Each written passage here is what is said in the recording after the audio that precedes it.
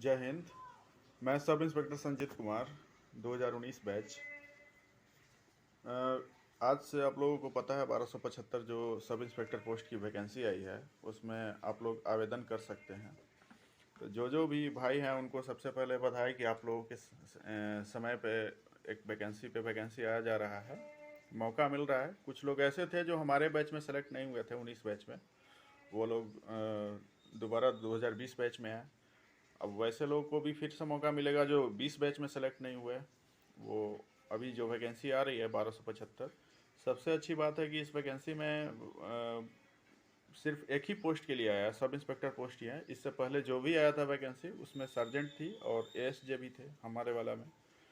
तो उसमें थोड़ा कन्फ्यूजन भी था कि किसमें कैसे क्या फिजिकल है ये, या फिर किस तरह से उसका पे लेवल का भी उसमें डिफरेंसेस था।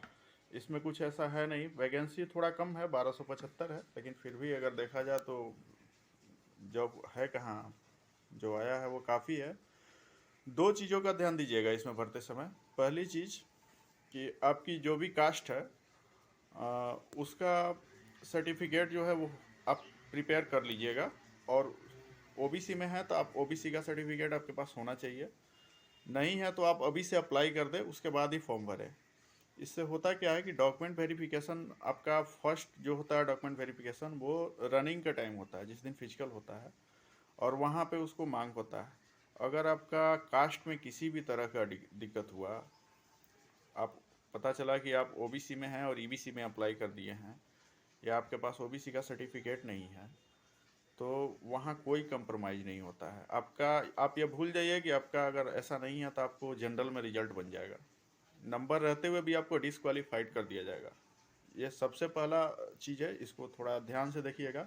ईडब्ल्यूएस वाले भी जो लोग हैं वो भी अपना एश्योर हो लें, अपना जो है सबसे पहले अप्लाई कर दें। अगर आपके पास ईडब्ल्यूएस इस साल का बना हुआ है तो ये सबसे अच्छा है कि आप रेफरेंस के लिए उस समय शो कर सकते हैं, क्योंकि आपकी ये जो वैकेंसी है मुझे नहीं लगता कि 6 महीना से ज़्यादा टाइम लगेगा। 6 महीना में आपकी ज्वाइनिंग हो जाएगी। अभी 2020 बैच ट्रेनिंग ले रहे हैं राजगीर में, वो लोग का मे भी पास आउट मार्च तक हो जाएगा, मार्च अप्रैल फर्स्ट वीक तक वो लोग का निकल जाएगा वहाँ से। अब इतना कम समय में वैकेंसी क्लियर करने का कारण है, हम लोग वाली वैकेंसी नहीं है आपकी।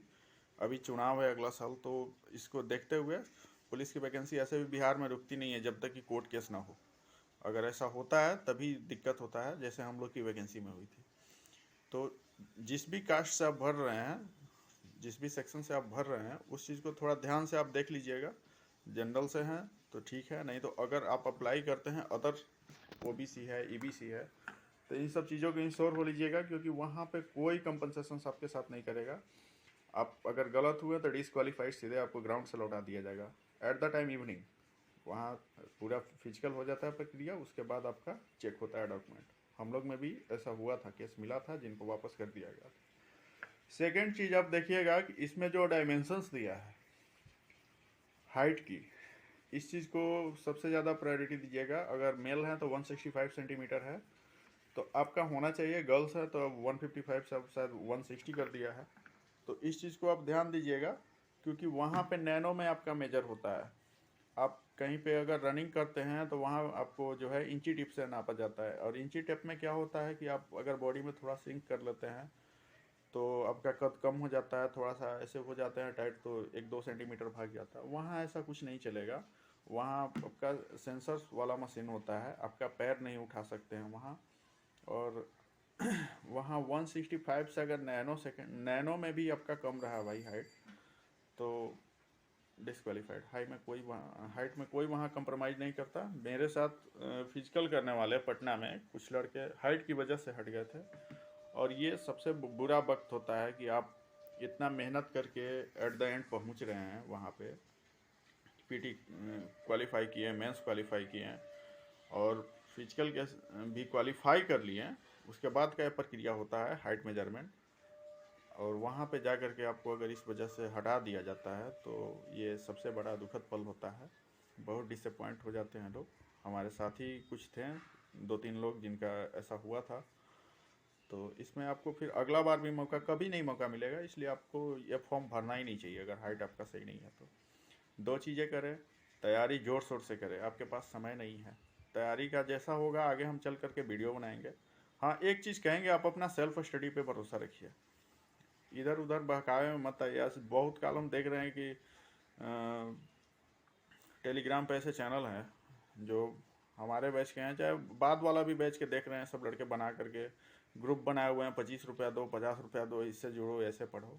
ये सब बकवास है। आप अपने हिसाब से पढ़िए। एक आपके पास प्रैक्टिस सेट होना चाहिए, वो प्रीवियस 8-10 साल का आप देख लीजिए सेट, उससे आपको पैटर्न समझ में आ जाएगा और उसके अकॉर्डिंग आप उस पर कहेंगे तो हम एक अलग वीडियो बना देंगे कैसे क्या कंटेंट को पढ़ना है। इसमें प्री का अलग सिलेबस होता है, मेंस का अलग सिलेबस होता है, दोनों को एक साथ आप नहीं लेके चल सकते हैं।